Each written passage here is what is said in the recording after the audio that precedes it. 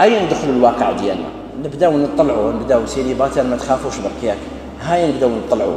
تبدا تطلع انت الشوفه لازم تمد، ودوك السومه تاع الشوفه راهي طلعت، وبعد المهيبه الخطبه الخاتم العرس تجيب لها كبش بوقرون بالدقيق تنسى اللفت يقدروا يحبسوا. وبعد العرس الصاله الاسبوع 40، هذا التعب الثقل يعني كاهل الشباب يا اخوان. يعني انسان مرة راح شاف المرأة عجباته، هو عاقل وليد فاميليا، وبعد ما قبلولوش. علاش ما قبلولوش؟ ما كانش على بالو مسكين باللي يمد حق الشوفه، قال لك ما مد لها والو. قال لي يا شيخ كيفاش؟ قلت له ما خلصش باركينغ. قال برا كان يشوفها باطل، وطلع في الدار قالوا له لازم تخلص 400,000. لكن هل ذوك نسيانه لهذا الامر ضيع هذه المصلحه، ضيع هذا الشاب الذي ذا خلق ودين. فالانسان يحاول أن يكون بسيطا في تأسيس الأسرة. وأنا نتكلم الآن مع أرباب الأسر. لما يجيك إنسان ويكون مليح وإنسان ذا خلق وبسيط ومليح وذا خلق ووليد فاميليا وراجل، يا سيدي ما نقولكش أنا كما نقولوا حنا دوك في الواقع واش يقول لك ما نمدهاش باطل، واش مشكلة ما تمدهاش باطل، بالك أنا بنتي ندير فيها شروطها. لكن الإشكال ما تخليش هذا الأمر يروح هكذاك برك، تراك حاب تقلب، لكن شغل العرف ما نقدرش انا الله غالب.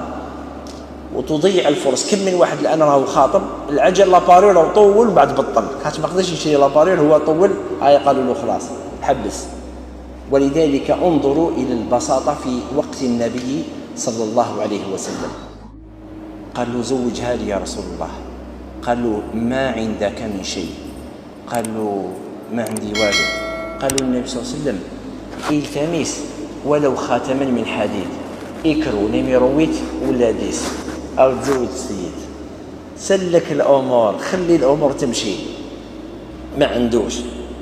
قد يقول الواحد وكيفاش نديروا؟ النبي صلى الله عليه وسلم التقى بعبد الرحمن بن عوف وعليه صفرة، فقال له ما لك يا عبد الرحمن؟ قال تزوجت. قال ماذا أمهرتها؟ قال نواة من ذهب. ما قالوش علاش مديت لها نواة من ذهب. مليح. إذن النبي صلى الله عليه وسلم مش حب يقول لنا البساطة وشنو هي؟ تعيش قيسك، دير وش راك قادر، هذا هو البساطة. ولذلك النبي صلى الله عليه وسلم أولم بوليمة كوليمة زينب، بوليمة فيها الخبز واللحم لأيام، والصحابة يأكلون ويدعون إليها. وأولم بوليمة لا خبز فيها ولا ماء، إنما هو سمن وآقط، ما فيهاش اللحم. البساطة يا أخوان. ماذا هو تعريف البساطة؟ البساطة هي وسط بين التكلف واللامبالاة. التكلف تكلف روحك، شغل إكزاجيري، فهمت؟ اللامبالاة لا نيجليجونس، ما على بالكش. البساطة تكون في الوسط، تعيش الوضع اللي انت راك عايشه.